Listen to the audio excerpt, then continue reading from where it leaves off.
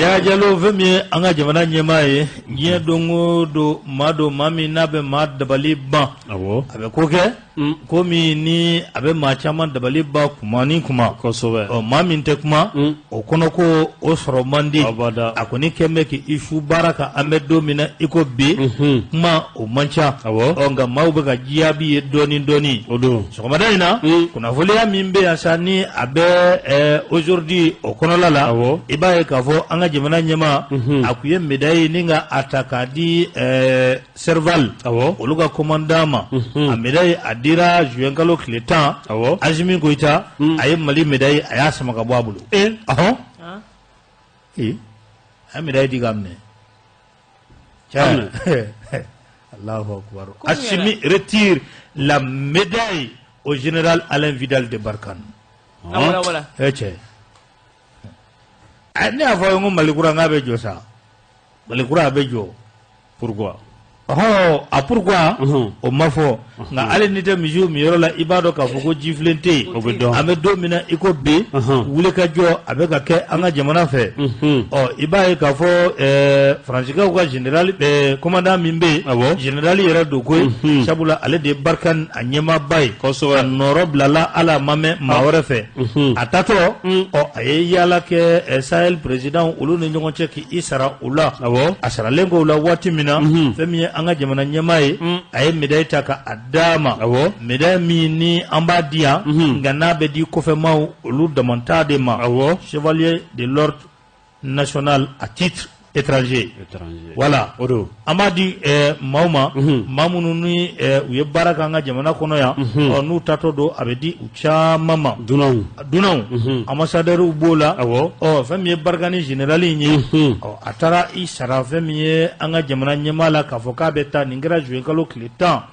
akelengo ki isara watimina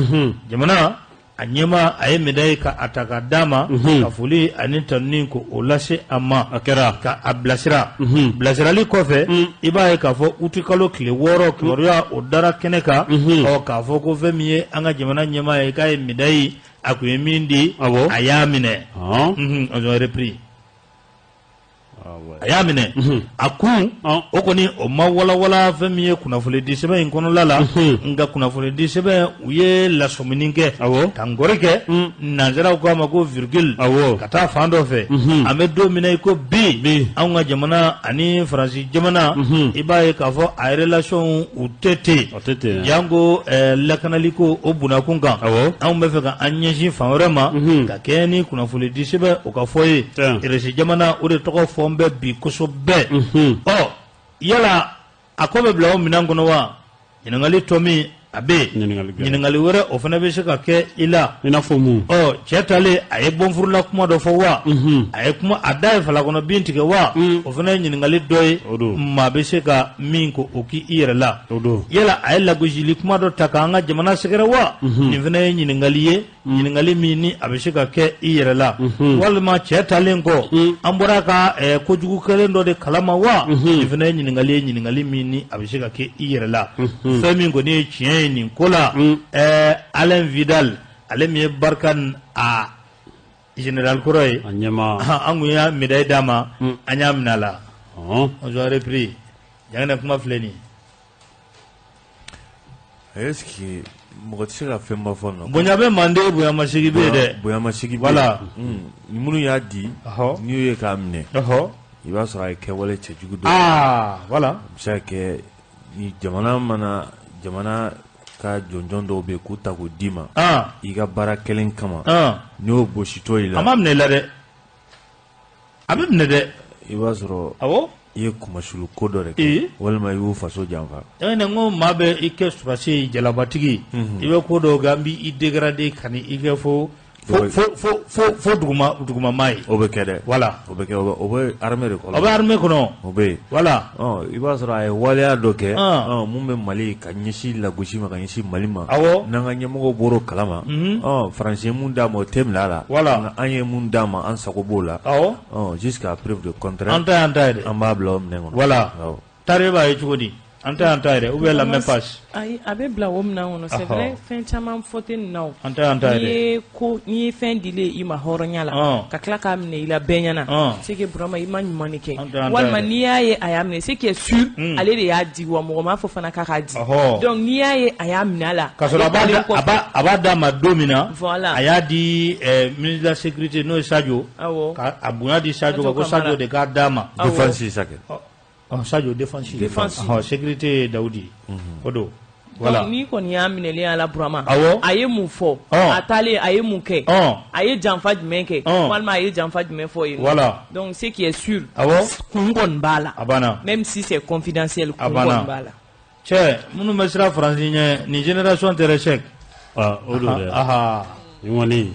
le silence voilà actiga bon kuma ka dogo merci akoni akundo na wo akuma do akon jarani ajarani de nyere est-ce que adido ere technique na ma fli na ma nyina est-ce que Burama ma foka est-ce que c'était nécessaire à adido si je me trompe yakli benga kumala yakli benga kumala akoni akanga dama wa qu'est-ce que na kaka akon jarani tiens la jarani amneli jarani de wallahi jarani chaque tu prends acte ou bien je prends acte ou bien tu connais je prends Ajaria je prends acte aïe te fait beau et toi Nyeja tu prends acte ou bien avoko joge aïe obano l'argent moi oui l'argent pas besoin d'aller ka fond non moi te euro clé qui va jager folu ma duni clé jo warre ba ko sa oni muni abla ko war mon ne fana ka abla war mana me je chakola je chakola tu konan bon bibina malin français che gelabe tiena angana nyon nenge gelabe fo ka ta fa toti voilà bon ni malien ke tiena ba digni be kinige ne ba blom ne ni ba digna be kinige voilà kana ma sogobe fo ka ta se a liburo la donc ani français tan to gerode donc atenye les amants bolo bi mimi inyejo français nyela ka chi ko imanone o ma ba mulo bi ha voilà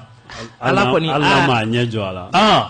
avec atoki ifri aba frifri avec ifri de mo yere ma fu fam yani kuna politicien bi me ko le point ale nyingali ke ayrela ko de quoi la France a-t-elle peur mercenaires russes au Mali o kan akere ay nyingali ke ko France ko abega sira munde nye nyingali tomi aya glonento agoni ko utaka lage kabini rishu naliko kuma ka ko ni fora ibaye ka foko France ko ubenye kelen tugula nokola o kuma do la ere unye wale obeshi odore u jorol kun ko mundo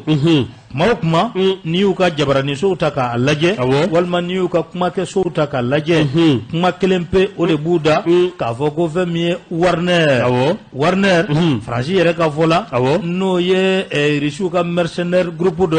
ka foko oluko ni mefe ka contrat ka asigné anga jamana fe o koni asigné na sa ko oluko ni muka kuso unuka kasau ku chekatani uye ko sabula ku Warner uno olute ku debengilenga oni ko taka alage Warner ko jekulu do jekulu mi ko ni ye dantime wale chaman ke fanchaman fe ko ubina musoka ku ye civilu faga o ku dantime wale ka achaman ke jien fanchaman fe o ku no lu ko ni tise ka be mali dugu koloka o ko ni u ko ni dona mali fenêtre fe o ko olu be bodda fe olu be ta ku teje ni aye o ni ni beta ka laje anga mau umakuma folo anga mau makuma folo sabula sebe fo ete mi ba ira ka foko ani Warner ka foka ni contrat ka asigné ani nyonche a sebente ba mi anga jamana nyama wi utika kuma ira bu makunendo bu ka barake o kuna foli dila do ka fola dugo ni dugola o ko bara ko ni ko ube sena doni on parle moins on agit beaucoup c'est que ni ko yiga kalangami non boni ngwe jangna kumaje amata ni ni ngoy jang ne ma ja mi jo kan na je kan o ba ba to nyere ga fo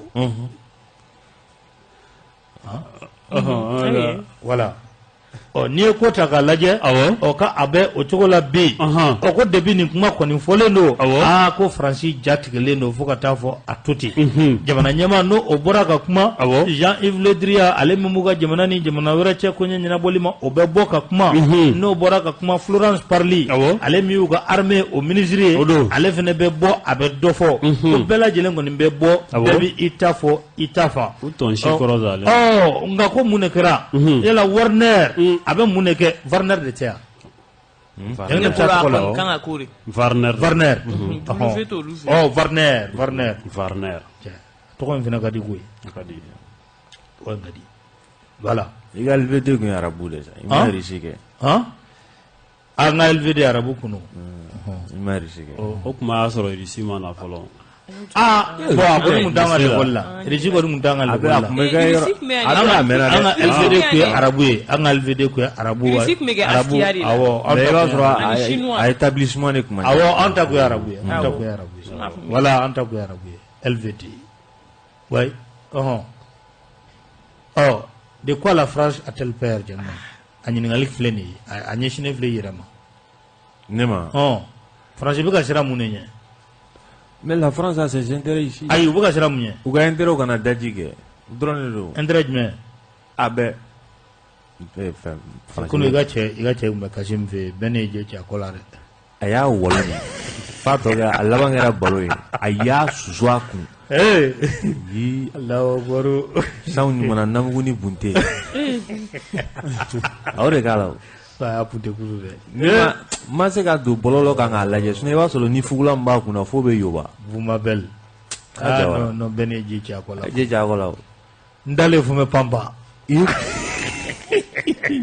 yala be Allahu yala be ya bela be on dirait jogo ko gilet ko sueti anti parabal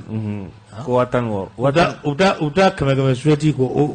o surfacture an kun wa woro ale be ni ngala ko ni sueti ko wa woro abi jogo no ko sueti anti parabal abra ga foro do la kala dobe ko 80 000 ko 80 000 sueti ko to barbara ti ni la ni parabal do la kanga wari dilapide kakla justification ma soro la mi mega che kono de quoi ala kama gadia de bado sabali ay mega kono koy sabali brama domo do medo fa mara jola mega aganjabi de bay brama ne jalme je ci akola brama kainta Allahu akbar ko mi kuma yere nye fora kuma tigere ba do nga fuku kuma yere kasrani ma ka ta to ma re bumabel ale de koro bumabel jawra wallahi nini enjabi me ata sefla Allahu akbar angata tangne kuma fleni ay fle brama c'est clair France ga intérêt de be malaya comme wira wa ko la France n'a pas d'amis la France a des intérêts donc au intérêt be ba kalama bi tiena France taman be malaya ala ka da ko orange ma o be munna do olukun olu de ba do oni ala celala ka tawma aforo ko damandingo bu bulen ko kidal ka wore ba fo ka bu buloy bon ne bolo o be soro yoro muna ina fo suro an ga fo a foto la ben ye CNT madi mo dugolen table ayi ale de a fo adama ben abe ajidi ko be ajidi ko kidal ka wore bora ka fo ko sanu boro le bu buloy mati se ga gera yoro yere la donc Francis aga jamana bi ko ay afa fo jola sa ka ko dama nyanga nimbadu ko ubugu tigi gusi ko le 4e puissance en or ouais Francis dama ko dama tu bolo bon ni aje de na be bomi c'est abe boni fait ay bon donc Francis se ko ya video ya manjumbu bolo ya fo te ni sanu bola unte ate keleke mugu ci yoro tala marfa tala foi parce que ni ay mo wa fo ko ali jamunga in kenenga ko do procureur ka yere auto saisi umina ni sanu do sira do fe frontière la kasor la France aboto ko toy bon ni be kiboro be jamana mun kan na fora ko o ka ko mina do galamala ibe soro ka wuli ka parti nyemo do ka e déclaration ko lu jamana féliciter au barawla ibi yere ni na soro inu be jamana kelen ngono na soro nguna kelen ne bo ko ka jime mo ne bona kunu ale ko ni ma o mayala i b'a sɔrɔ faso wɛrɛ b'i bolo min tɛ Mali mais kabako don quoi tan don dɛ les doubles nationalités voilà tan don ayi double yɛrɛ tɛ an ka ta minɛ u la c'est des Français vivant au Mali n'a sɔrɔ parce que an ta b'u bolo o ma si degun min sira mun b'u la bi n'a sɔrɔ u kun y'a kɛ coopération gagnant-gagnant ye an kun mago bɛ lakana min na bi n'o kun b'an bolo mais k'a fɔ n b'aw bila dingɛ kɔnɔ k'aw ka jamana k'a tulu bɔ aw bɛ kɛlɛ la wagati min o y'a sɔrɔ ne bɛ k'aw tulu bɔ yan fɛ Faransi y'a dabɔ o de kama n'a kɛra n b'aw lakana mun b'aw bolo an b'a tila aw tɛ bɔnɛ ne yɛrɛ tɛ perdu mais a kɛra de sa ne b'aw de bila ɲɔgɔn na k'aw ka jamana bila galama la ka sɔrɔ k'a tulu bɔ i n'a fɔ mun bɛ kɛ Libi nin Libi an bɛ caman kalama la pétrole-bɔyɔrɔ dɔw bɛ yen ko Arasilanu o bɛ Alimanw de bolo olu de bɛ k'a bɔ olu b'a utiliser Faransi bɛ yɔrɔ dɔw utiliser jamana diɲɛ tɛ se ka kɛ ten quoi bon ni wagati dɔ la ni mɔgɔw ye fɛɛrɛ sɔrɔ k'a fɔ k'u bɛ fɛ ko ka bɔ o yɛrɛ la o de la kuma ne y'a baabu bɔ ka bin yan kunun n ko kuma minnu bɛ k'a fɔ ko Kremlin ka porte-parole de y'a fɔ a mɛnna yɔrɔ min na olu Faransi kelenw de da ye ne m'a fɔ n ko nkalon don dɛ olu de kɔni bɔra n'a ye fɛn fɛn bɛ ka fɔ Faransi de bɛ ka bɔ n'a bɛɛ ye a siɲɛna avec les mercenaires a ma siɲɛ avec Faransi de bɔra n'a bɛɛ ye cɛ Rusiw ka ambassadeur min bɛ Centrafrique a bɔra k'a fɔ sa ko mercenaire groupe t'olu fɛ yen sa ayi fɔ bɛɛ m'o mɛn mais i b'a kalama n'i taara histoire la mercenaire ya tɛ dɔwɛrɛ ye mɔgɔw ka fɛn dɔ faamu wagati dɔ la kulu dɔ bɛ kɛ yen i n'a fɔ Mali yɛrɛ la an bɛɛ b'a kalama wolomasiri tabaw bulukesi kɛra yan nɔ a mankan cayara kosɛbɛ donc jamanaba ninnu bɛ siran perte humaine sugu dɔ bɛ n'a kɛra a bɛ se a tɔ bɛ kɛ politiki kɛlɛ ye donc mercenaire bɛ na o yɔrɔ ninnu de la o mais e bɛ se k'a fɔ cogo di ko jamana kɔnɔ ni politiki kulu ni jamana den fagara ka sɔrɔ Amérique bɛ ten Faransi bɛ ten jamana kɔnɔdenw de bɛ wuli hali Faransi n ko wagati dɔ la a gana Makɔrɔ u ka avion kelen ka collision kɛ wolomasiri taba caman sara mais n'a y'a sɔrɔ ko mercenaire français kunna a kuma tun tɛ taa yɔrɔ la o mais mercenaire ye fɛn nin mɔgɔw k'a faamu u ka to sa a bɛ jamana caman de bolo koyi a bɛ jamana bolo dɛ ka to an ka jamana jɔ anw de tɛ an ka jamana ye maa ma ka d'an ye o bɛ na n'i donna mercenaire la a bɛ de engagé jamana kɔni bɛ yen a ko jamana bɛɛ b'an profiter o a se k'a fɔ bi ko Wagner bɛna Mali la yan nɔ ko Rusi t'an profiter o tɛ kuma wɛrɛ ye o yɛrɛ bɛɛ ye kuma san anw de tɛ an ka jamana ye o ye kuma wɛrɛ de i m'a faamu wa anw de tɛ an ka jamana ye ɔ maa o maa ka d'an ye n'o bɛ se k'an ka lakana sabati an b'o wele cɛ kunu bɛɛ ne kuma dɔ fɔ tan n'o ko ye non a ko ni bugu i ka so jenina k'a fɔ ko o minéral dɔrɔn de ji bɛ n ka so faga k'o tɛ dɛ ko hali ni minɛn ko ji sɔrɔ i b'o k'a la a y'a fɔ kunun dɛ cɛncɛn bɛ k'a la ne jɛ bɛ cɛncɛn ta k'o bɔ a kan ne jɛ bɛ minɛn ko ji bɔ a kan tasuma ka faga dɔrɔn a banna maa ma ka d'an ye n'o bɛ se ka an ka lakana sabati an ka bɔ nin bolo in kan sinon mercenariat walahi an mago jamana fɛn fɛn b'a kɛ c'est pour éviter des coups bas an ka kuma fɔ a fɔ cogo la sa dɔrɔn de don Faransi bɛ yan san joli Faransi bɛ yan san joli kan'o compter yɛrɛ bilen Faransi bɛ yan san joli mais hali Faransi yɛrɛ mun de bɔra an ka gɛlɛya la i bɛ légionnaire nin yɛrɛ ta français den halala ka dɔgɔ a la dɛ mun de bɔra an ka gɛlɛya la a cayara de a ka dɔgɔ a la dɛ français den halala yɛrɛ légionnaire ayisa o bɛɛ ka ca sa o bɛɛ kuma de ka ca janginɛ olu de nana n'u bɛɛ ye an k'o bɛɛ faamu mais u bɛ yan san joli mun de bɔra an ka gɛlɛya la san 8 san 9 an bɛ ɲini ka ban san 8 san 9 maaw bɛ bɔ fo kɔrɔn fɛ ka na susuli kɛ fo Bamakɔ yan ni minɛn baden b'u bolo u t'a natɔ ye fo Jɛma i t'a fɔ ko fo Bamakɔ ayi Jɛma i bɛ taa Bamakɔ la o ka taa Jɛma ka taa fo yen fɛ ka na susuli kɛ fo Jɛma olu t'u natɔ ye maaw bɛ ka sa don o don mais kɛlɛ min tun bɛ yen a to an ka lakana ko ɲɛɲini a daminɛna ko Kɔna de dɛ awɔ u stoppera Kɔna k'u gɛn ka taa mais bi olu bɛ fo Diboli mais kabako don mais u k'a to jamana maa o maa ka d'an ye an ka taa ɲini ni a bɛ maliyɛnw de lafiya an ka Asimi ka taa ɲini walayi cɛ dɔ kɛra sa Mali ɲɛmɔgɔ je pense dɔ kɛra nin ko la yɛrɛ de c'est des responsables u hakili bɛ jamana la donc mun bɛ Mali arranger ne bolo o b'o de kɛ fɛn tɛna kɛ ko mun bɛ se ka kɛ kɔlɔlɔ ye malidenw ma bi ne b'a faamu parce que ka kɛ ni kibaruya maa minnu b'an kunna bi ko foyi de tɛna kɛ n'a ma taa chaîne tɛ la chaîne tigi hakilina di jamanadenw ka bɔ a kalama guerre mondiale la France mana anw mɔgɔw ta ka tireur sénégalais o tɛ mot mercenaire y'a camouflé de o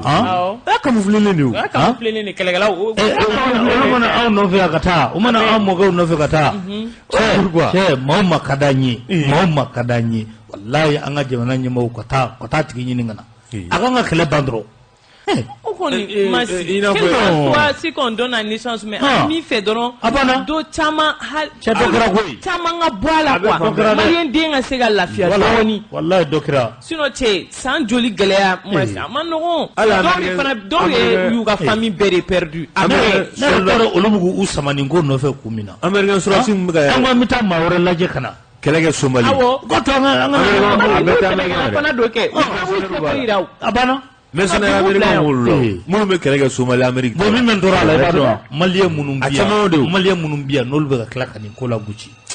nin bɛ tɔɔrɔ oui mas i b'a dɔn ko d'une part u b'a fɔ ko ko Faransi filɛ an bolo yan o kɛra dɔ ye o ma ko Irisi fana bɛna k'an bolo jumɛn o partout bɛ jamana olu bɛ se ka bila jumɛn de bɔ k'a dasa ko Faransi ye nin kɛ ayi ne ma faamuya k'a fɔ ko Faransi y'a kɛ ten koyi k'a fɔ ko Faransi kana an ma problème ye n'a nana nin dɔwɛrɛ fana ye ka fara kan n'o fana nana k'an bolo daga tɛ bɔ n dala ye donc an ka lajɛ dɔrɔn parti mɔgɔw bɛ yen qui ont peur k'a fɔ ko Faransi nana ni ne ka bana yala i t'a fura sɔrɔ koyi a fura tɛ Faransi bolo e yɔrɔ ne taara ne bɛna fɛn dɔ fɔ quoi ayi a fura tɛ Faransi bolo dɛ Faransi yɛrɛ ko Faransi bɛ ka Mali piller a b'a dɔn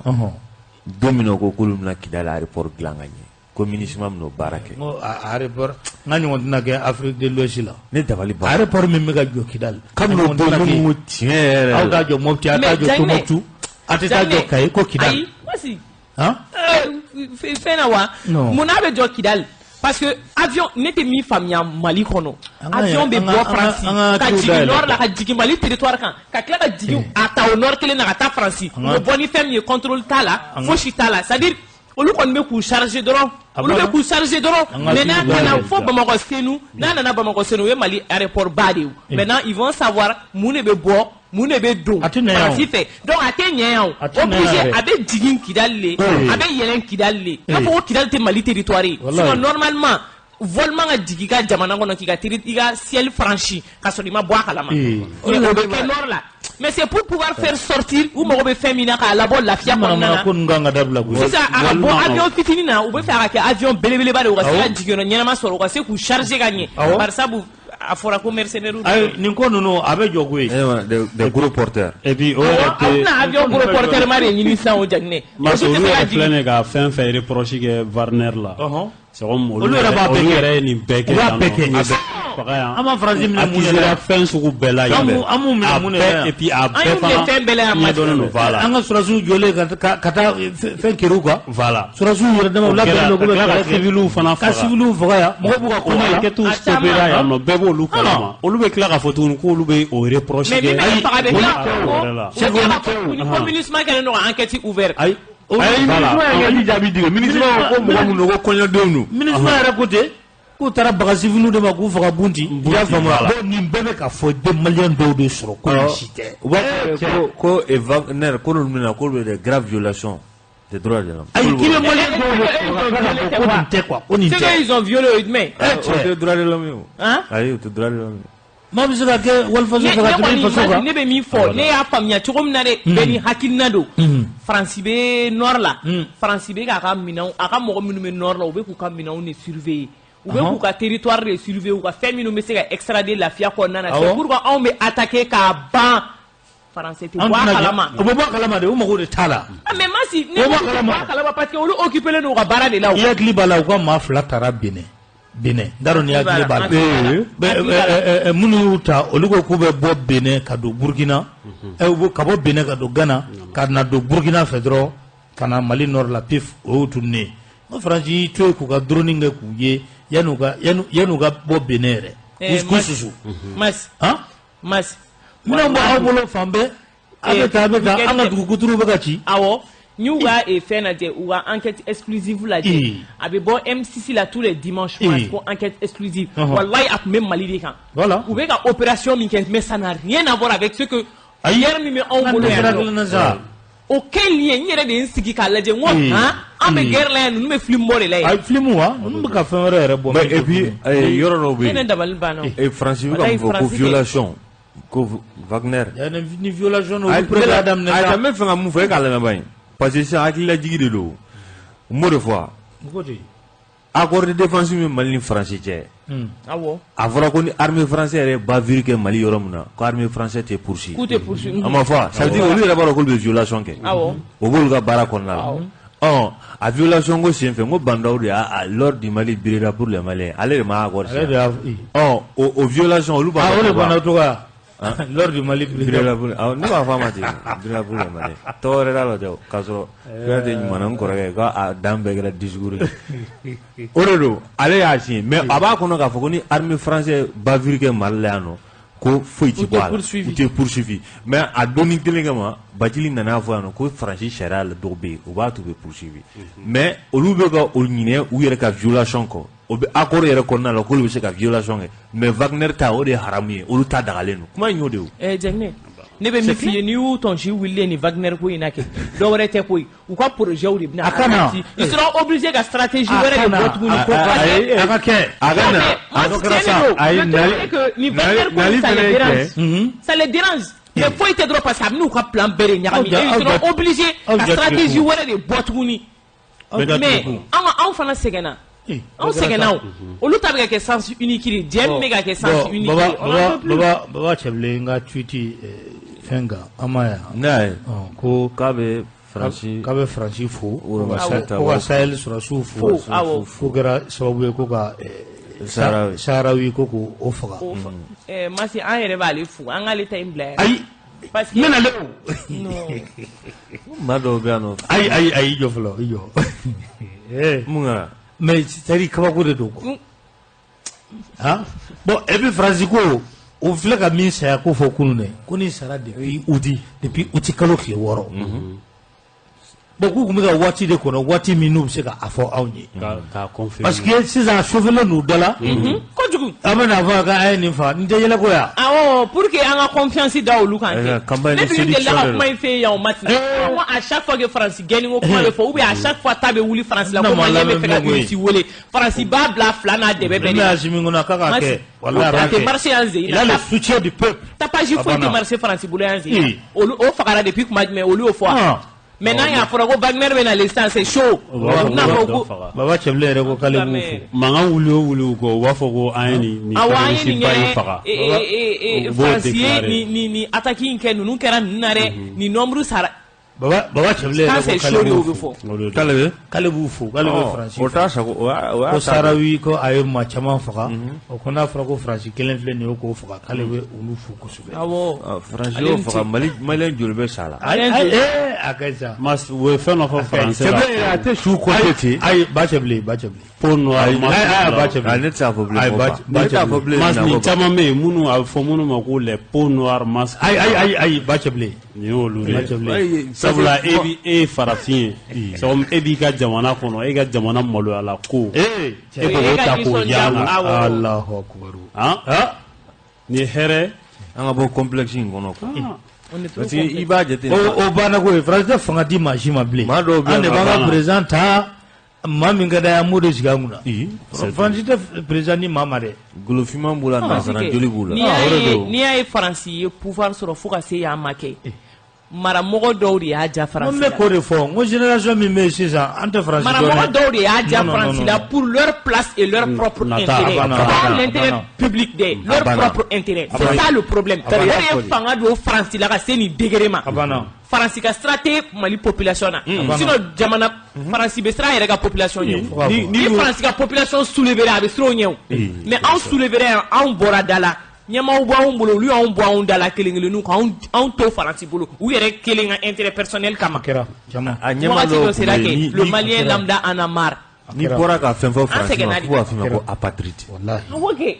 apatride. k'i t'i faso fɛ. Mali jamana ɲɛmɔgɔ dɔ de da. k'a fɔ Faransi i ka jamanadenw ma Faransi nɔfɛ ko des apatrides. an bɛna saya ma kɛ Nampala an ka sɔrɔsiw ma sa Nampala a ma taa kasi Faransi ko je suis Charlie a bɛɛ kɛra don kelen. Eh, Maria. Nampala et Sarli. Mais même jour. Même jour. Hein? Mais Amata n'a pas. Amata Zoube, c'est Amata chapeau et cowboy chapeau de Charlie. Je suis Charlie. C'est bien que vous avez Charlie. Il n'a jamais été je suis Charlie. C'est-à-dire faut que tu il est quand même président. Ala ka jamana in kisha ma ya rabbi ya rabbi wallahi danga yɛrɛ ka don nin ko la ya rabbi ɲɛmɔgɔ yɛrɛ de di Mali ma mo bɛ sa sɔrɔ sara a don mata a da dɔn olu bɛ taa sa nambala bi jogo Charlie o bɛɛ sɔrɔ France bi yan o bɛɛ ta dɔw b'a la ko France cɛ a tɛ France ko nɛmɛ sa la France Ola to Santa Ibera mun bɔra na kɛlɛ la fo si min ma faraka fo si masi u y'u yɛrɛ y'a essayer k'u bɛ tapaci kɛ wagati min na fo u ka a tɔgɔ ye di u ka 13 soldats sara a médiatiser la ka se degré min u ka avion 2 millions kunbɛn parce que galon yɛrɛ 13 soldats sara a 13 soldats kɛ masi kan avion 2 millions kunbɛn galon y'a médiatiser à ce degré là moi j'étais contre wa galon kundo j'étais contre parce que an yɛrɛ ka presse bɛ ka médiatiser alors que an ka mɔgɔw bɛ sa a bɛ dogo ala chiffre normal tɛ se ka fɔ de sanen du bolo ya e a bɔt nore e a résultat e a enquête e a jaabi dakene ngo galon do sa avion 2 millions kunbɛn sa bɛ cogo di bundera di a to ni kelen kama kan to psychologique la ne ko ngo nyu ni susu fɛn dɔ suɲɛna Libi a wagati lansero kati dɔ suɲɛna Libi u susu di fɛn min ye expert ye olu y'a yɛrɛ k'a fɔ ko o lansero kati ko de donna Mali la ko a bɛ avion susu distance min na k'o bɛɛ fɔ ne fila dɔrɔn a ka avion 2 bin na a bɛna jɔ ko avion 2 millions kunbɛn a dɔw ye pilote dɔ ta yan a kama a k'a ɲɛfɔ a ko kɛcogo t'a la ko avion 2 bɛ se ka ɲɔgɔn kunbɛn sanfɛ cogo di a ma nɔgɔn dɛ kɛcogo yɛrɛ t'a la masi kunkoloma kɔni tɛ se ka ban avion 2 ka coalition kɛ sanfɛ mobili don ou bien moto don ou sotarama de ou bien sotarama don cɛ sabali ta coalition kɛ duguma yɔrɔ la a ma nɔgɔn dɛ yan ka taa a ka n'u ka nan bɔ dɛ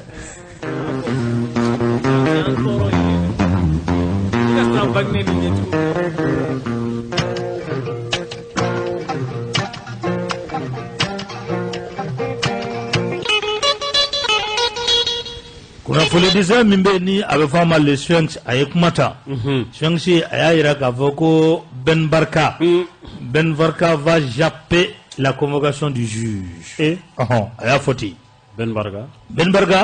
i b'a dɔn jamana ɲamakɔrɔ a kun ko ka d'a ye kosɛbɛ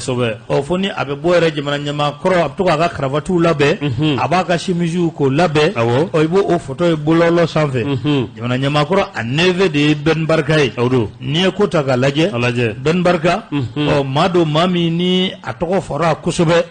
k'a fɔ wari dunba min ni a kɛra avion ani armement sanni na a tɔgɔ ka a bɛ o la kosɛbɛ kunnafoni di sɛbɛn le Sphinx a y'a jira k'a fɔ ko fɛn min ye an ka jamana faamaw ye ko kɛrɛnkɛrɛnnenya la kiiri convocation ko a dira a dira maa min ka sira fɛ k'o de ye ministère de l'économie et des finances ko ka a di fɛn min ye banque ouest africaine du développement BOAD o ɲɛmaa ma n'o ye Musa Ben Barka ye k'a fɔ k'a kana jamana kɔnɔ ko jamana mago bɛ a la sabula a tɔgɔ fɔ n bɛ yuruguyurugu ko dɔ la convocation o dira a ma convocation ko o dilen ko a ma waati min na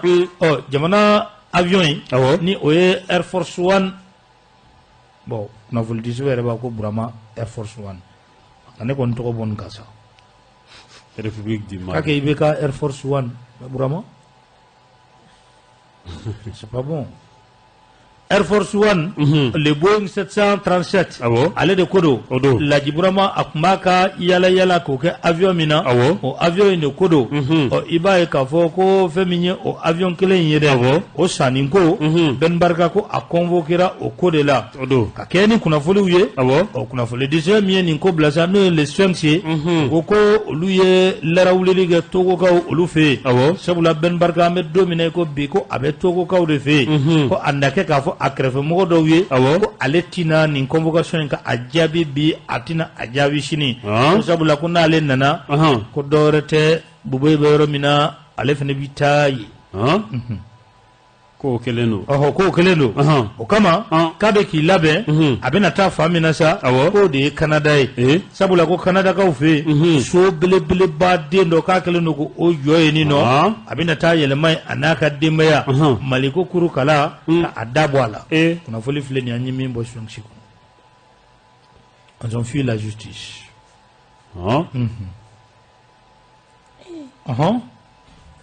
Sirante saya so. Ah ta sare kono dugu ye sanya. O to ye. Na nyana mama jiga su de jigi. Aboda. Na su jigi no. Ay kono dugu te sanya ne. O do. Kono dugu te sanya masi. Mais la faya. Ay wateo tari. Bien bien. Sente ma sharata kuno. Sera utara kuno ne. Akera. Amena sezil legao. Ko inga kete. No ko ni ko ina. Sera tara kuno. Masi hal ni tara uti bijanja. Toy. Sera tara kuno. Abe sezi ko ni Bamako ya abeteme. O to beteme. Jebe chimba chawa kola. Mais kitake boli ka taka bien dugo. Ay ato ko boli. Daile die femme befe. Actionnaire femme befe. Oui. C'est bien. Masi mine be fangala. Masi akuma fuku. Tono vana be kata yeni. Tono? Iga bébé. Aga kuma biya. Suna fa kali fara ki kunso. Aga kuma biya. Voilà, aga kuma biya. Kuna voulu dire atara nyefe un mandat d'international en téléchargement contre Boubou Chichi. Tabarakallah. Téléchargement. Ne kon ma don nu ko ni mandat bla bout nabli. Shangshi côté. Shangshi côté. Nga to aga sega. Non. Voilà. Mais ni mandat bla ja. Bu ira fa ka na to da. Ay ni mandat bla ja ko ni jangne. Man be fa fono ni bolo jaw kana. O tilare ko man be fa buliga o pousser. Ni ko ma ko pra o ale. O be tade sato so mi yere la chama mo gata. So mi yere la ni a fo ngo yoro nu da tu brama sinon pas. On sorti où? On sont partis au Niger. On sont partis la nuit. Chama mo ga bo chauffeur. Mati mo bi ga bori mene. Ay amena yoro so amena dash wa. Mais masi mo be ku pa français na o ma français n'inspire plus confiance. Français wa?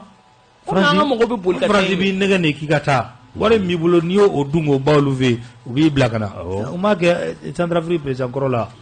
empereur Bokassa makala ubi nega ne pi ali soro giamatea na ka war bara dungo do ba ko lega di Franci ba dem ta Francia teri tula intérêt ko dandu i ka war do dunga bay François Compaoré ala be o baga ko blakana Burkina isiki gala edro kuna voulait dire les sens François Compaoré wabla kana. Allah jagna ka war kan go sa un mandat d'arrêt international en téléchargement contre Boubou Chichi selon nos radars des bords du fleuve Joliba. Justement un mandat d'arrêt international serait en téléchargement au niveau du même pôle économique et financier pour être ensuite lancé contre l'ex-premier ministre et ministre de l'économie des finances, Boubou Chichi. Selon le même radar, les juges veulent écouter Boubou Chichi sur les événements du 10, 11 et 12 juillet, au cours desquels plusieurs manifestants à main nue ont été massacrés par la forçat, mais aussi sur la gestion des fonds Covid. Avec la main au fond là. Kunafoli ale de bɛ maa fa ka sɔrɔ I ma dɔwɛrɛ bila I da. Kunafoli an bɛ tɛmɛ ni a ye. O don. N'an tɛmɛna n'a ye I b'a ye k'a fɔ ko Boubou Chichi dɔgɔtɔrɔ. Ko hali a tɛna mɛn yɛrɛ ko fɛn min ye sɛbɛn o na bila a nɔfɛ. An ka kiiri o maaw fɛ. Kunafoli disait le soins ale y'a jira k'a fɔ. Dɔgɔtɔrɔ Boubou Chichi. K'a fɔ ko fɛn min ye an ka kiiri tigilamɔgɔw ye k'u bɛ ka labɛn sabati ka sɛbɛn ka a fili a nɔfɛ. A bɛna bila a nɔfɛ kun jumɛn na. I b'a ye k'a fɔ maa fajugu min ni a kɛra juillet kalo tile 10 ni kelen ani 10 ani 2 o ka bɔ a la ani Covid-19 bana min n'a kɛlen don ka diɲɛmaa kamana Gambi o wari vérificateur y'a jira k'a fɔ ko o dunna bolo 2 la CFA wari a miliyari 50 o tununa 5 nare a jukɔrɔji la Boubou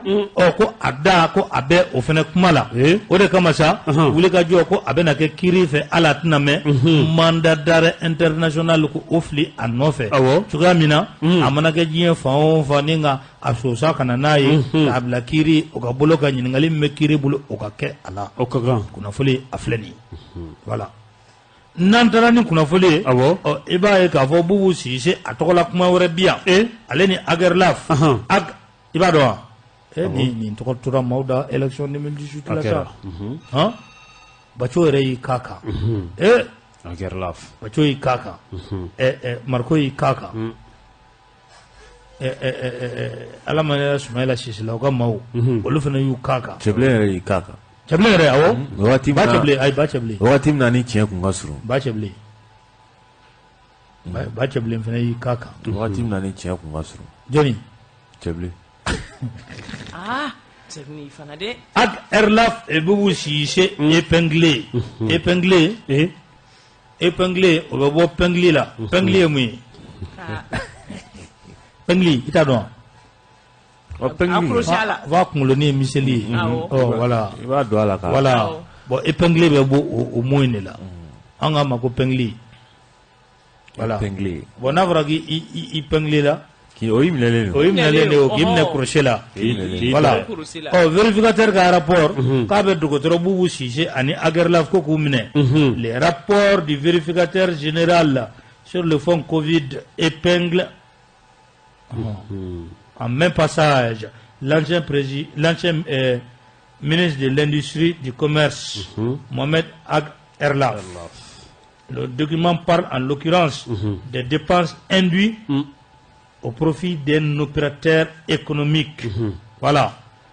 Opérateur économique de nous sera Bosombaga doye. Ko nafolomugu tara Bubu ni Agerlaf fe ko ka adi oma. Nafolomugu min tara ka abiti joko sefawari a milliard fla ani nyari la. Atalen ko ka di ko afora Agerlaf ni Bubu ye ku ka adi. Les deux ex-ministres auraient visiblement géré une personne recommandée par qui? Voilà. D'autres verrouillés, ay war taga di ni ma soro Bosombaga do olu fere war nafolo mugu labo te ka taga di o ma jonni ko ka di o to ma fo ka di ga soro ma ni ko nyen na ka sa dana ni meta gunfo sanfɛ odo na fere ko ni ko nyen ni meta gunfo sanfɛ odo amitao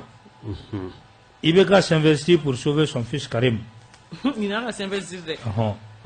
Ibeka k'a bɛ wuli ka jɔ la bi walasa a denkɛ Karim walasa o bɛ se ka kisi cogo min na n'i ye ko ta k'a lajɛ i b'a ye k'a fɔ ko Ibeka ko a bɛ taama la bi Émirats arabes ani Qatar olu kɔnɔla la k'olu ka ɲama u ka a den halisa ko ka a kalifa a t'a sɛgɛnna fiɲɛ bɔ ten ko ka a denkɛ n'o ye Karim Keita ye ko ka a kalifa voilà. Le désormais ex-président de la République, Ibrahim Boubacar Keïta, est intervenu auprès des autorités de ces deux pays afin qu'il accorde l'asile politique à son fils Karim Keïta, qui fait depuis ce mois l'objet d'un mandat d'arrêt international lancé contre lui dans le cadre de l'affaire Birama Touré. Voilà. Selon Nouarada, il n'aura pas gain de cause. Voilà, ces pays qui font des affaires florissantes avec le monde entier n'aimeraient garder des hôtes aussi flamboyants comme l'inébranlable Karim Keïta. Voilà. Ma voulait dire Jagna Kumasa ou qu'on nous donne là. Comment n'y aurait pas ma Gadi, non, Aïcha, ne va pas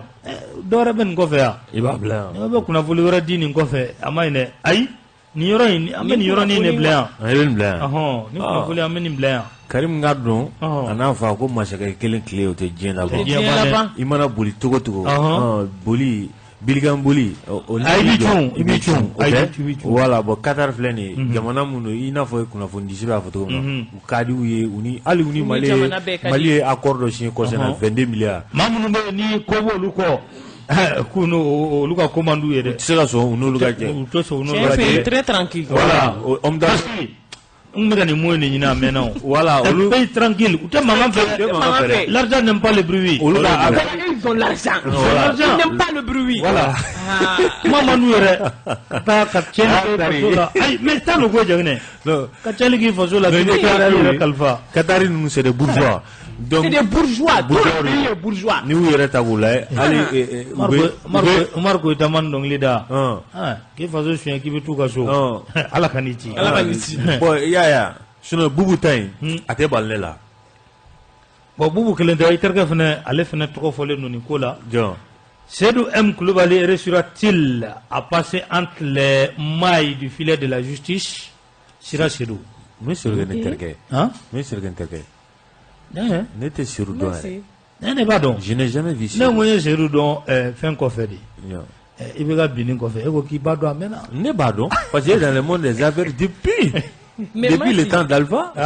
c'est le Akabaré. Il va être candidat. Il y a pour moi. Ai kuna foldizo nyingal dege ko yala ko seru bena kishiwa kirima kuna foli niya taka laje abe man nisonja kuna foldila do be abolu ka bara ajado ila do ko nimbe bisi ko lu sancho bela nga do be olu tesa abada kuna foli disre aya ira ka fo le sphinx aya ira ka fo sedu kulebali ko yala ka abe na kishi kirima wa nyingali tomi abe ko ga ko niya taka laje anga kuna foli di sebe ani kuna foli di so chama be sedu ko ni ka kembe ninga wari bla olu ka bloka wala sa ku mangu ale to jugu ka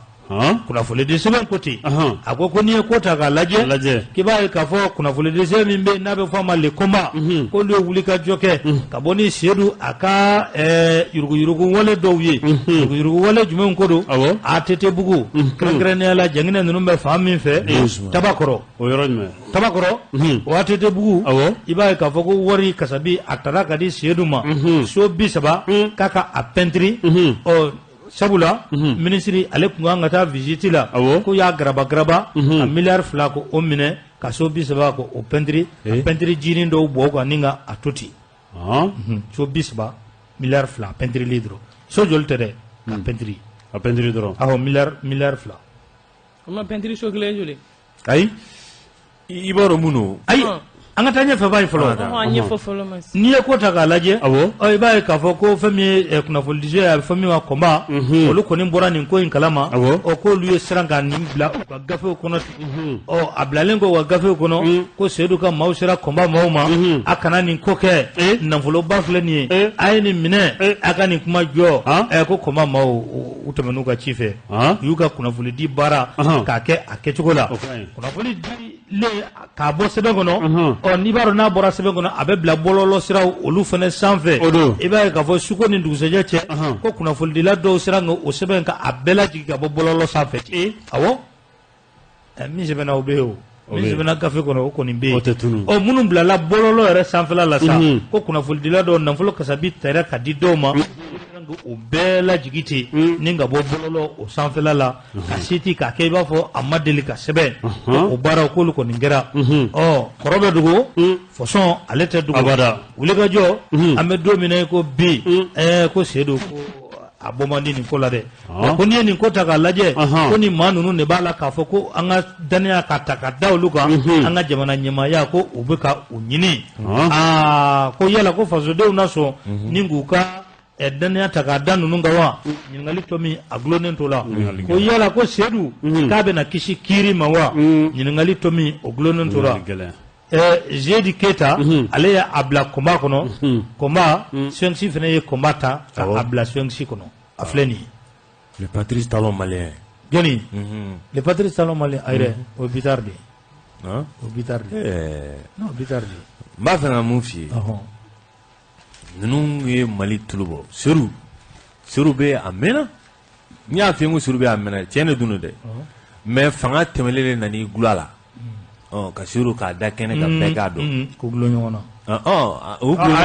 o glo nyona anda wati suru ka mu foni ati de bu yoroy warri dira aka mogon ma ko yoren pentri ka keni kuna fundi sebe donc ministre kun kan ka taa visite la u taara so 30 de peinture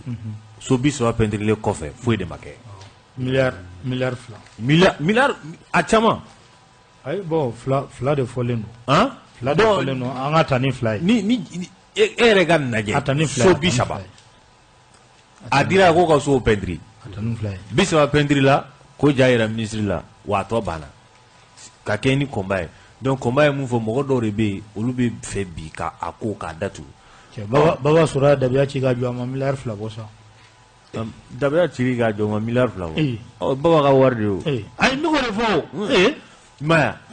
problème ye min ye dɛ u bɛ fɛ ka ko in k'a lamunumunu cogo min na ATT-bugu in a dɛsɛlen don ka di kabini Laji Barama. o ye ka so jɔ ye. nin t'a ka so pɛntiri so jɔlen k'i ka n'a pɛntiri miliyari 2. Oui. Il y a des autant au Kanga. Il y a beaucoup. Vous, docteur. Non, non, grand gars, bien. Allez, ne sais pas Maya. Aïe, ka ministre kun be min kɛnɛya baara la ka marché minɛ o la ka taa di ni cɛ ma. A kuma bien sa Jagina, kuma bien sa, kuma bien. Bubu y'a kɛ kun jumɛn na. Jagina, n'a kuma bien. A kuma bien. U ka bubu wele o ka Covid wari. A kuma bien. Yɛrɛ ne fɔ Covid wari ta. I b'a ye k'a fɔ yɔrɔ caman b'a la dɛ. Ye wari. L'heure 50 ko a tununa. An ka société belebelebaw a caman bɛ a la. Société belebeleba caman bɛ a la. Minnu tɔgɔ fɔlen don. I b'a dɔn k'u ye wari labɔ. Malien de l'extérieur, Mami Gouye au secrétaire général. Voilà, les régisseurs spéciaux du ministère des Maliens de l'extérieur. Allez Mingouye a régisseur, quand il facture fou chamangla, quand vous ni worka n'a dit l'hôtel d'eau, Mako Sabulako, ou lui coronavirus, ou bismillah, ou l'hôtel qu'on a, ja Aïda worka. Aïda worka. Allah. Kakla hôtel d'eau trovo, ko wari tara yenino, sekele tara, ou ko depuis ala kuda war matin, ko le rebu ko wari ko ka akono. A hôtel wa, abo hôtel mako Orphée. Orphée Dream. Obala. Hôtel. Obala. Hôtel Migaza. Obala. Oh, sekele tara ke nununa, ko depuis ala kuda. Ka facture teniye u madelga a war sɔrɔ a war ma deli ka jigi kana olu fɛ mais covid mɔgɔ minnu kun kan ka bila quarantaine na olu o bilala ninnu ka hôteliw de la u bilalen kɔ ni hôteliw la ɔ wari de bɔra sa k'a bɛna di ninnu ma ninnu ye kɔlɔkɔlɔ kɛlɛkɛw ka wari nɔfɛ yan voilà ko paiement ma kɛ awɔ nin cɛ ministre ko ko wari débloqué ja nin cɛ in n'a ka maaw olu de b'a ko kan wari tununa soni kun hali min kan ka jigi trésor la o fana facture kolon dilannen dɔ b'a bolo ɲininkali taara kɛ trésor la ko depuis ala k'u da k'a ma na ye awɔ l'homme fort jana ninnu ko ninnu wari d'u bolo fila la di u y'a d'u bolo fila la di hôtel ninnu y'u plaigner kosɛbɛ ayi walisa hôtel ninnu ka juru bɛ ka wari ma sara bon ni ko k'i bɛ nin ko ta ça c'est faux usage de faux bon nin kan ka fara hôteliw ka u ka sara kan ta facture kolon dilan ka a da maaw la k'a fɔ ko ka wari labɔ n'olu tɔgɔ ye i wari labɔ n'olu tɔgɔ ye ka ni sababu yɛrɛ la maa camanba de licencié la ka bɔ hôtel ninnu na ayi bon fo nin de ma de sanguinaire nin tigi dɛ ne maafalaw de jeliminaw nin de ka biɲɛw kan ka siège n'o m'a bɔ hali a ye mun sɔrɔ ka sɔrɔ a ma don baara la o ka ɲi ninnu ka o tɛ hôteliw ta yan a taara yɔrɔ mun na o fɔlen filɛ nin ye primature premier ministre jamana jɔn ye premier ministre tɔnɔmi ko wari dɔ bɛ yen u ma malo san kuba a kɛra maaw ni ɲɔgɔn cɛ a san cogo ma ɲa a dɔ bɛ yen o malo ko o kɛra cogo min na bɛɛ b'o dɔn siɲɛ ta kɛra malo mun nɔfɛ ala malo dɔn mobili ma taa jama ta kɛra ɲɛna sa ayi ɲɛmɔgɔ bɛ taa sugu kɔnɔ ka feere bɛɛ fana a mobili fila k'o détourné ka taa feere ko ka malo di maaw ma a taara feere olu fana dɔ don a la bon comme olu ta ye social ye subhanallah mansuman kɛra ye mansuman kɛra ye sesim o de chambre de commerce ye wari dɔ dira ko k'a di jagokɛlaw ma muso manger donc edict tacogo de filɛ ayi wari dɛ covid wari dɛ a dunna cogo min na dɛ a dunna cogo min na dɛ parce que ni domaine bɛɛ la a fɔra ko ka edict kɛ o ala ne y'an ka wari dun koyi projet min bɛ yen n'a ye fɔ ma ko jigisɛmɛ yiri wari dɔ taara ye ministère kɔnɔ wari dɔ taara ye CCRF n'o ye an ka dɔgɔtɔrɔsobaw ye dɔ taara ye fo ka taa se fɛnw ma docteur ka prime Gabriel Touré ni ni Ponge ninnu dɔ taara yen bɛɛ la o prime ko kɛlɛ mɛnna sen na o prime ko kɛlɛ dɛ a dun cogo de filɛ nin ye a bɛ Mali tribune kɔnɔ a wari dunna cogo cogo a bɛɛ b'a la ala ka ɲaga da Allahu akbar ka taa facture bɔ mɔgɔw tɔgɔ la fo facture k'a bɔ maaw tɔgɔ la m'u ka wari sɔrɔ maaw gɛnna ka bɔ baara la covid kama u ye hôtel baarakɛla yɛrɛ min bila baba dan dɔ licence ten a cayara dɛ nin bɛ jurumu yɛrɛ maa kelen min se nin kɔrɔ n'a fɔra k'e olu to maɲumatɔ ko la k'o wari dun hali sini artiste b'u ta kɛlɛ la ala anw yɛrɛ ye fɛn sɔrɔ anw kunnafonidilaw foyi hali an ye fɛn sɔrɔ hali fila ni ne la a bɛ fɔ ko Mali kɔnɔ mɔgɔ kelen bɛ mɔgɔ kɛmɛ fila yɔrɔ dun o de ye nin ye halisa dɔw b'a la ko Warner kana na ko a wari ka ca mais n'a fɔra ko maa kelen bɛ i b'a faamu cogo di ni Warner nana o bɛ nin hakɛ min dun o bɛ mɔgɔ joli so bɛ maa kelen ni wa maa kelen ka nin kunun k'i sigi ka kunun bamaw ka kunun anguluti voilà ka terme anguluti ça cɛw ka ko la ye koyi voilà an tɛ bi dabila yan awɔ i ka maaw ka waati sera an ka bi dabila yan n'o tɛ ni an ko an b'a tɔ fɔ a ma ɲi dɛ an ka bi dabila yan ya maaw d'an ma 20 20 18 65 a to an ka imam ta han la marhabu sɛlɛ tabarikala fasodenw ni halaladenw ka dumuni yɔrɔ dangaden tɛ se ka ye fo ka min kɛ ne b'i fo a diyara n ye ka halala in fo tabarikala tulo b'i la Umar Cɛfi Mariko ko n y'a ka message ye juma a bɛ message tunu a filɛ dɛ n y'a ye sisan Ala ka sara ka furumuso fo u ye wele kuma a n'a muso tabarikala k'an ta mɔgɔ ɲuman a filɛ dɛ n'i y'a min i cɛ ɲɛna muso ɲuman de b'a kɔfɛ tan don n terimuso ba fo tariba y'a ka foli bɛ janginɛja jinɛja n terikɛ ka fo awɔ an yɛrɛ teriba fo n'o ye sɛki ye i ka auditeur cɛ n'a muso bɛɛ lajɛlen tabarikala tariba an bɛ nin kɛ cogo min n'i y'a ye mɔgɔ fo ko mun ma n'i yɛrɛ ɲɛnama dun ko mun ma n'i yɛrɛ ɲɛnama dun ne ye nin fɔ ma si a mɛnna o waati bɛɛ i b'a fɔ ne bɛ nka sisan tɔ tora wɛrɛw ka na ɲɛnama de dun maa kelen e yɛrɛ ka lajɛ e ni Ala cɛ hɛrɛ bɛ na ni o jamana la Ala hɛrɛ na man di dɛ wallahi faga de wallahi kalo kan an maa dɛsɛra ka duwawu kɛ Ala k'an kisi a ɲɔgɔnna président ma Mozambique wallahi ete janginɛ mɔ yɛrɛ hakili komi ye juma Mozambique u dɛsɛra sisan ko Rwanda de taara u le bolo la ayiwa y'a dan ye jihadistes ma taa bi u kan u m'u ku tigɛ u bɛɛ bɔra u ma bɔ wa Paul Kagame de taara dɛmɛ kɛ o a banna parce que gazi b'a dugu la a filɛ dɛ hali arijana ɲinini nata don siga t'a la sisan i bɛ munumunu kuru la yanni i ka taa Maka dɔrɔn n b'a f'i ye ne y'a f'i ye yan i y'a ta don yɔrɔ ni janginɛ n k'i ma ko ɲinan bɛ diya i y'a fɔ dɛ waati bɛɛ i b'a fɔ n'a bɛ diya nin de bɛ yen a banna sisan a bɛ diya u tɛna wari d'aw ma u t'a di Umaru ma a bɛ diya de parce que maaw ne yɛrɛ t'a dɔn halala zon ye minɛ ne terikɛ ne t'a dɔn halala yɛrɛ wolo ni cogo bɛ to k'a wo e bɛ se ka mɔgɔw ka wari dun cogo di mun kabako don faden tɛ kabako don foroba wari ne ye nin f'i ye n ko hakɛ taara berekere ye a nana di Asimi ma a banna n'a di yɔrɔ la n ko pharmacie wɛrɛ ni muso ko ɲininka n ko candidat dɔw ko k'a banna k'a dɛsɛlen don u bɛɛ kɔnɔ jɔlen don terikɛ k'i fo k'i waleɲuman dɔn la a diyara n ye an b'i fo kosɛbɛ 20 18 65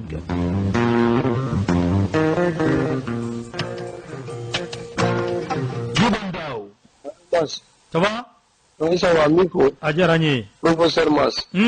voilà a ɲɛna n b'i fo hali n'a sɔrɔ a man di dɔw ye a fɔ a fɔ k'a ka diya u ye voilà a kɔrɔkɛ ma valide fɔlɔ voilà n b'i fo i kɔrɔkɛ b'i bila ka taa école la i ka kalan sara mais diplôme bɛ d'i ma a t'o di dɛ ale t'o di ale tɛ kɛ professeur ye fana ale t'i k'a ye kɛwale de b'i kɛ voilà mais o t'anw ka professeur dɔw ye dɛ parce que an ka professeur dɔw tɔgɔw de b'u la mais o tɛ e ta ye i bɛ ɲini ka professeur lolotigi tɔgɔ fɔ dɛ jamana fɛntigiw de la cɛn o de jamana cɛnw de la Mas professeur dɔ b'anw fɛ yan ko ale ye lolotigi ye an ka mɔgɔ dɔw de bɛ taa ka taa kalan kɛ ka tila ka na jamana in ci bɔgɔbɔgɔ walahi jama mɔgɔ tɔw bɛ taa ka taa u b'a fɔ k'u bɔra Sorbonne na an bɔra yan fɛ an bɔra yan a bɛ finalement jamana ci kɔ anga ya lycée askia sortant ou ben ena sortant wallahi classe sortant lui bara minke sorbonne sortant ou moke dans mes niveaux jamana in kɔnɔna la an b'a ɲini an ka cɛkɔrɔba ninnu fɛ u ka jamana in mankutu sa a banna kuma caman fɔra olu kan yan an ka kuran wariw tor'u la yan u m'o sara mɛ an ma foyi f'u ɲɛna o ni to yen jamana in to yen a filɛ dɛ jamana in an bɛ yɔrɔ min na sa an k'an gulon an yɛrɛ la sa u ka faransi to yen n'u yɛrɛ sugu bɛɛ kɛ faransi a ma foyi ɲɛ u ka taa faransi u ka nationalité changer yɛrɛ anw y'a choisi ala de ye nationalité maliyɛn d'anw ma anw an bɛ mali fɛ donc an bɛ mali bɔ nɔgɔ la n'olu bɛ faransi fɛ u ka nationalité français ta u ka taa ka t'u sigi faransi anw bɛ fɛ an ka jamana in bɛ cogo min na sisan an ka fɛn fɛn bɛ yen hali n'a ma récupérer à 100%, à 80 à 90%, a bɛ se ka récupérer ka bɛn anw ma cogo min na mais mas nin bɛɛ la dabalibanko mɛ ne la personne ne peut dire que k'a fɔ min minɛna Sumayila ninnu minɛna Sumayilu Bure Mayiga minɛ min na ko tiɲɛ tɛ hali Mamadu Jawara in ka kuma a ma ni a ma fɔ k'a ma kɛ mais procédure ani minɛli minɛ u bɛ ka taa politique kuma mais pourquoi u t'a fɔ k'a ma kɛ dɔ k'o fɔ dɔrɔn u b'o de fɔ k'a ma kɛ n'i y'o fɔ dɔrɔn kiiri b'i wele ok donc maintenant sisan anw ka wari bɛ ta wagati min na olu ye procédure jumɛn kɛ k'anw ka wari ta une très belle question u ye procédure jumɛn kɛ k'anw ka wari ta donc n'u m'o kɛ k'a ta pour nous aussi procédure t'a la k'u minɛ jango an bɛ situation anormale la an bɛ situation anormale min na ni min ka d'an ye an b'o kɛ dɛ nin wagati la mɔgɔ o mɔgɔ n'a y'a sɔn n'a ma minɛ nin wagati la n'a nana président sigi la président ka sigi président tɛ se k'o parce que o bɛɛ bɛ t'u cɛ k'a fɔ k'an bɛ taa ka t'o soutenir nin o tɛna foyi kɛ o bɛ t'o bila an bɛ majorité la merci beaucoup an b'i fo Ablaye Jara ale ɲɛ b'an na faransikanw fɛ an bɛ foli ni tamunini ko o lase a ma nba Burama Doya allo nba Burama Doya somɔgɔw bɛ di allo a taara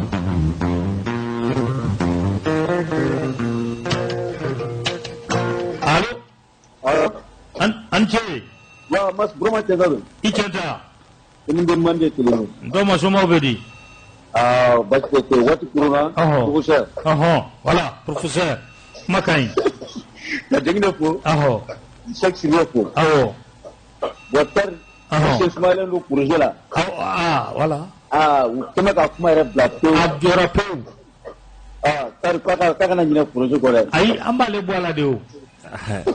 projet tigi yɛrɛ a bɔ a da dɔrɔn an b'ale bɔ a la de est-ce que vraiment an b'aw fo a diyara n ye ka da kan a bɛ kibaruya min di tabarikala kibaruya sanima ka jamanadenw lakunu a diyara n ye an bila sira ɲuman kan ni ala sɔnna ma ntoma mais ne bɛ jigin gouvernement na dɔɔnin quoi u ye mun kɛ parce que pourquoi ko page minnu bɛ jamana kɔnɔ u tigiw dɔnnen don mɔgɔ minnu ka baara don u dɔnnen don awɔ mais nin ye de ka jamanadenw hakili wuli ani ka jamanadenw bila fili la aw y'u bɔ n senkɔrɔ a banna olu ko ntɔma waati dafara ntɔma waati dafara n b'i fo kosɛbɛ voilà dakuruɲa kelen kelen ka bɛɛ fo fɛn fɛn tun sɔgɔlen don an na k'ala ka juma wɛrɛ yira ya rabi tari kɔnɔma si k'an bɛ bɛɛ fo fɛn fɛn kun sɔgɔlen don a la ko nin tun ye bi kunnafoni ye ala ka juma yɛrɛ sɛ amina rabi ne y'o fɔ ne waa tan na tɔ ye waa seegin Cheikh Sidibe ko an ka foli f'i ye kosɛbɛ an bɛ Masiri Magaji an bɛ a fɔ a lui c'est mon ami non lui c'est mon ami non a tun bɛ k'an lamɛn voilà c'est mon ami personnel hali n'a sɔrɔ a f'i ma ko Tariku Man awɔ c'est mon ami personnel an bɛ Masiri fo awɔ ala ka juma yɛrɛ d'a ma ami ka ba ɲumankɛ fo ala k'a n'a dɛmɛ ya rabi bɛɛ nɔgɔya ka lamɛnba bɛɛ lajɛlen fo ni ne sɔrɔla an bolo ka a di maaw ma bi a k'an bɛɛ diɲɛ waati wɛrɛ